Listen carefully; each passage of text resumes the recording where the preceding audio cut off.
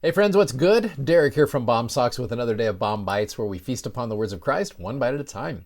We are getting into the awesome book of Omni today. I like to call Omni the five guys, right? Because this covers almost 200 years of history, and you got five guys who are the writers right here. You start off, of course, with Omni himself. Now, Omni would be the great-great-grandson of Lehi. This man has believing blood in him. Now, often I think Omni gets kind of a bad rap of being a wicked man. Let me show you why I think he's not such a wicked guy after all. You go to verse number 1. It came to pass that I, Omni, being commanded by my father Jacob, that I should write somewhat upon these plates to preserve our genealogy. Now, reminding you, we're running out of room on these plates, so you've got to be very brief with what you say. Verse 2, wherefore in my days I would that you should know that I fought much with the sword to preserve my people, the Nephites, from falling into the hands of their enemies, the Lamanites. He's probably like, look, I didn't have a chance to write many things down because I'm too busy trying to preserve my people. But behold, I of myself am a wicked man, and I have not kept the statutes and the commandments of the Lord as I ought to have done.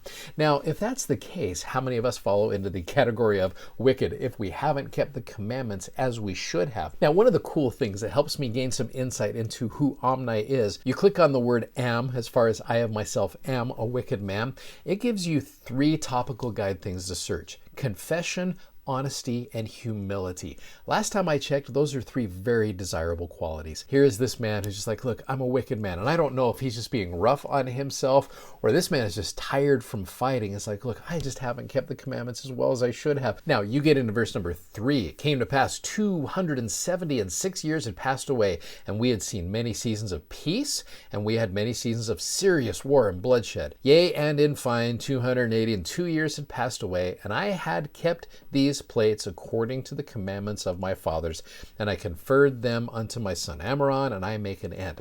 You know, you just look at those first three verses right there. Again, here is a man who is calling himself a wicked man, and I don't think he's a wicked guy, because you look at confession, honesty, humility, and obedience. Last time I checked, like I said, very desirable qualities. I think Omni is a good dude who was probably just very tired and busy doing all of these things. He's like, I just haven't kept the commandments as well as I should have. I think we all fall into that category. I think Omni is awesome. Now, you get into Ammoron, who writes 5 verses. Okay, again, you're getting room on the plates. It's starting to be pretty scarce. And now I, Ammoron, write the things whatsoever I write, which are few, in the book of my father. Behold, it came to pass 320 years had passed away. The more wicked part of the Nephites were destroyed, for the Lord would not suffer after he had led them out of the land of Jerusalem and kept and preserved them from falling into the hands of their enemies. Yea, he would not suffer that the word should not be verified. There's that statement that we saw yesterday, which he spake unto our fathers. And again, this is the word that had been verified. Inasmuch as ye will not keep my commandments, ye shall not prosper in the land.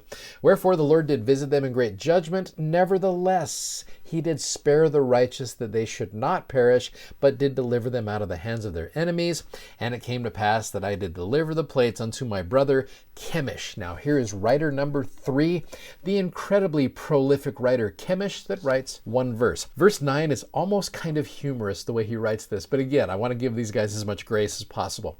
Now I, Chemish, write what few things I write in the same book with my brother. For behold, I saw the last which he wrote, that he wrote it with his own hand, and he wrote it in the day that he delivered them unto me.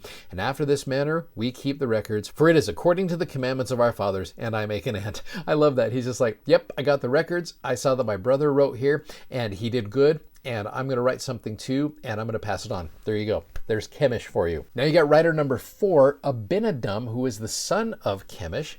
He said, behold, it came to pass that I saw much war and contention between my people, the Nephites and the Lamanites. So you can see what is the backdrop of a lot of these guys writing. And I with my own sword have taken the lives of many of the Lamanites in the defense of my brethren. And behold, the record of this people is engraven upon the plates, which is had by the kings according to the generations.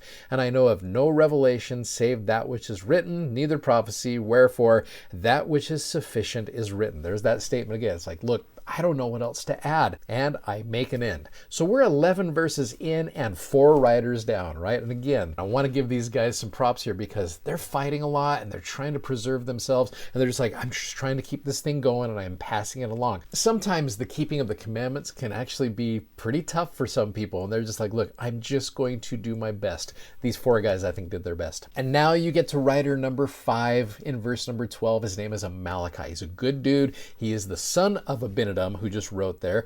And behold, I will speak unto you somewhat concerning Mosiah, who was made king over the land of Zarahemla. So we have kings going on here. For behold, he being warned of the Lord that he should flee out of the land of Nephi, and as many as would hearken unto the voice of the Lord should also depart out of the land with him into the wilderness. Now I want to focus on this wilderness for a second. We'll get more into Mosiah here in just a week or so. Wilderness is wild, uncharted area. I mean, you've got the word wild right there with this wilderness. This is a tough area, so they're going into the wilderness. We've seen this happen before in the Book of Mormon. It came to pass that he did according as the Lord had commanded him, and they departed out of the land into the wilderness, as many as would hearken unto the voice of the Lord, and they were led by many preachings and prophesyings, and they were admonished continually by the word of God, and they were led by the power of his arm through the wilderness. You click on the word arm, it gives you some cool footnotes there to look at, until they had come down into the land which is called the land of Zarahemla. You know, the wilderness is a tough place to be in. I know there's a lot of people out there watching, and you're just like, yep, I'm in kind of wild, uncharted territory right now. It reminded me back from General Conference. And again, General Conference is fresh on my mind, so I'm trying to go back and read through it. President Eyring gave a wonderful talk. Here is a man in a wilderness of his own right now. Just recently lost his wife. His health is starting to decline. He is in his 90s. And you see some of our prophets there are starting to get into what you would call wild, uncharted territory. It's like they've never been here before, physical health-wise. President Eyring, as he sat there, gave a wonderful talk, said this: trials, challenges, and heartaches will surely come to all of us.